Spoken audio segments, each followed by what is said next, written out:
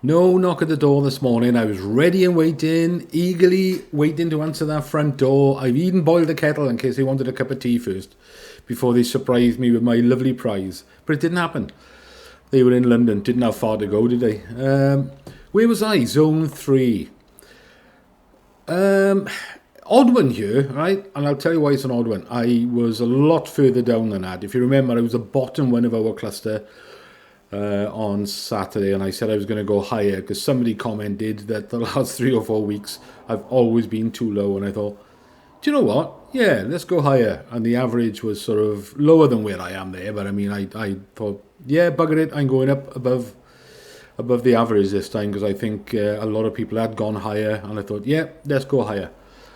I didn't think it would be this far right, but when I look at the results now, if I drew a line from this guy's eye up to my cross, it would skim the edge of zone 1. I thought, okay, well that's not far out, is it? It's in the right direction. And if I look at, if I drew a line from Stephen Bartlett here from Dragon's Den, if I drew a line from him to mine, again I would go through zone 1 and possibly almost skimming the winning cross. So I thought, yeah, okay, I've skimmed zone 1 with both of them, but I've crossed their lines much further away. So I don't know, it's probably, I should have to think, probably about 150, I think it is actually. 2066, 1917, yeah, it's about 150 pixels lower than mine.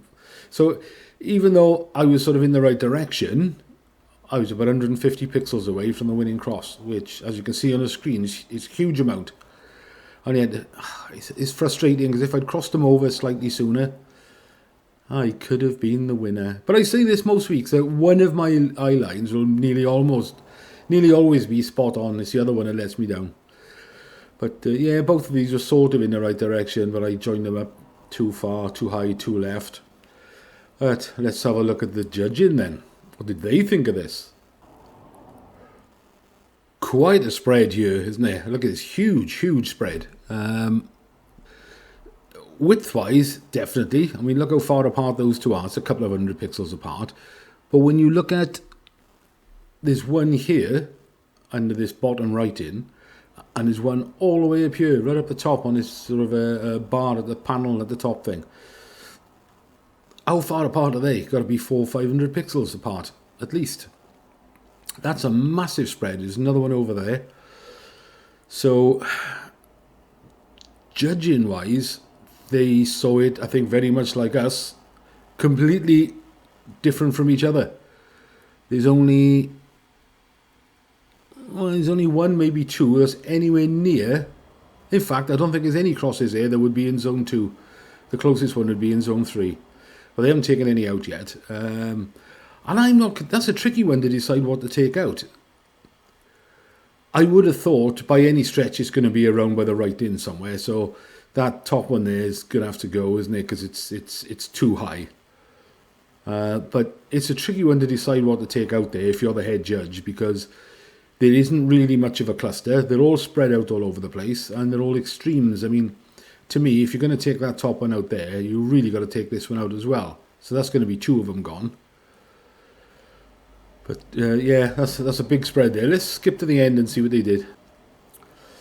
Alright, so they have taken out the top one off the bar up there, Ari Mendonca. They've left that other one in. Not too sure if that was the right thing to do, but I don't know. That's a huge spread. I mean, I did say last Tuesday, that I was expecting a big spread from our guys on Saturday, and I don't think it was the biggest spread from us that I was expecting. It was a lot tighter. It was clusterier. Clusteria, is that a word? And in most of them around his hem here, there was 1 or 2 over here, and I think there's 1 or 2 had gone further over and up higher up there. But yeah, I mean, these guys didn't have a cluster at all. They all saw it completely different from each other, which is human nature. We're all going to do that. Anyway, let's have a look at this week's picture. Right, well, here's my first cross so far. I know what you're thinking. Mart, what have you done, you bell end? Right, let me explain. So I've got this guy, he's got his head tilted back, his body's slightly leaning back, so I think he certainly hasn't headed it. He's about to, I think it's about to smash him in the face. So he's sort of leaning himself back to greet the ball, shall we say. So if I draw a line from his eyes, oh, I'm not on line drawing, am I? I'm on ticket click thing. Hang on, let me click on draw lines. Right, okay. Now I can draw a line. So I've got him looking in sort of that direction at the moment. I did go further left at one point, then I moved it back over to the right. And at the moment, as my first cross of the week, I think that's about it. This sort of lines up with his head and his eye roughly. This other guy at the back, when I look at the size of the two players, the way their arms are, he looks as though he's standing directly behind the guy in blue, standing directly behind the guy in red. That's what it looks like to me. In which case, he looks as though he can see the ball. So if that's the case, he must be looking over the top of his head. But I think only just. Because height is always going to be a problem here. It's always the same when there's two players looking in the same sort of direction. If they're not facing each other, it's tricky to sort of to line them up. But I think the angle of his body, it's quite close to him. It's about to hit him. But I do think this guy at the back, because he's got his eyebrow raised. So it doesn't look like he's looking particularly high, but he's got his eyebrow raised. So I got a feeling he can see the ball just over the top of his head. So I've gone there for my first one of the week, which is 27361397 to start. So I'll put that in the comments as the first one of the week. So leave me a comment, guys, for the weekend, so we can make another one on Saturday, see where our average is. Having said that, our average was miles away this week. Zone 3 easily. I don't think it was zone 4, but it was definitely a zone 3. So yeah, that's what I am for that one. So if I put the magnifying glass in that sort of area and pretend that's a small version of the ball, I would say he's looking at it. So yeah, I'm going there. I'm going there for now. I know some of you will go further left, some will go further right. Height is also be an issue, but I would imagine the main cluster is going to be around this sort of area. Right, let's move on. What am I talking about? Revcomps. All right then. So, like I said I was cutting back. Mind you, I've said that for about the past 6 months and I never do, but I have lately. I didn't have any vehicles in Monday's draw. These are for Thursday. There's nothing there that caught my eye.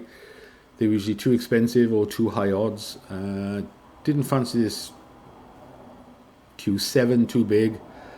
Yeah, I didn't bother with this either. 20,000 tickets. Didn't bother with the van. Got no use for the van, and it's 13 quid a ticket. So, but that's a good win for somebody, you know. £18,000 with the tools, a van, and £3,000. If you're trying to get into a business, that's a winner, isn't it? Porsche Cayenne, these are supposed to be fantastic by not paying 30 quid a ticket, and this big mobile home thing, no way to put it. So then they put some more in for Thursday, next Monday, and the Mini's the only one that appeals to me really at the moment. I'm not paying 30 quid a ticket for this BM, it's an M5 anyway, I didn't want it. This van, tenner a ticket, no thank you madam. Land Rover, 20,000 tickets. No, I'm trying to play wisely these days. If anything, if I go for anything for next Monday, which I probably won't, the nicest balance for me between tickets and cost were this Mini at $577 a ticket and more or less 6,000 tickets. And it's a fast one. It's 176 brake horsepower. Mini Cooper S. So that's the temptation if I do one for Monday. I'm well into the auto draws.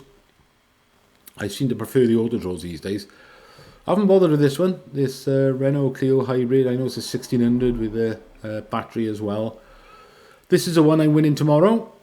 Definitely, without a doubt. I've got 3 tickets on this. I've been after one of these. This is the one I'm going to win. I've even been getting insurance quotes today, and the cheapest one I found was £360 something, although Ford insurance is £407. So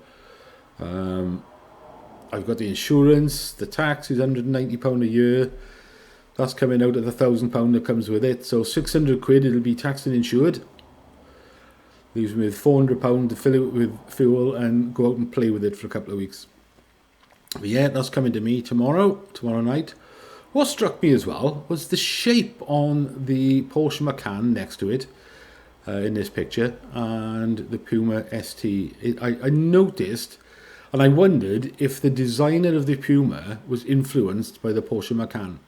And why I say that, I mean, look at the slope on the bonnet, the headlights, the slope on the roof, the quarter haunches at the back. It's a very, very similar shaped car. Perhaps it's just me, but the car looks as though he's looked at a Macan and thought, yeah, I like the style of that, let's make a smaller, cheaper version. And they've copied all the design stylings of it, because to me it looks very, very similar. Anyway, you're not playing for the Macan. Or the Volvo V60.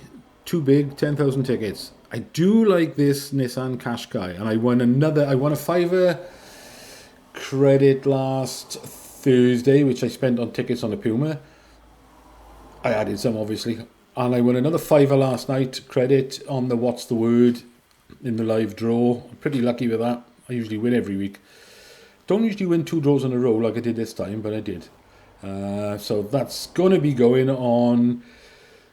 Well, I was going to say if I don't win this Puma, but I am going to win it. So let's not be negative.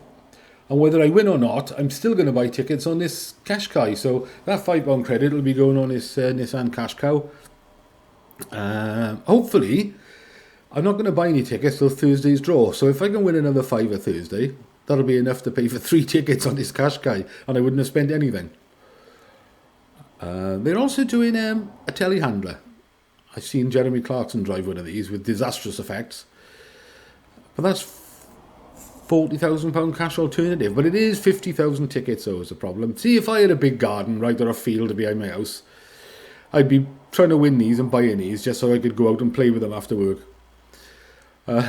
Anyway, that worries me, because when you look at that, right, you look how tall them folks are, and yet that's supposed to be able to, at full extent, supposed to be, or almost full extent, I think it can take nearly a ton. Would you want a 1 ton pallet on there in that little thing when it's tilted forward? I wouldn't fancy that at all. Doesn't look safe to me.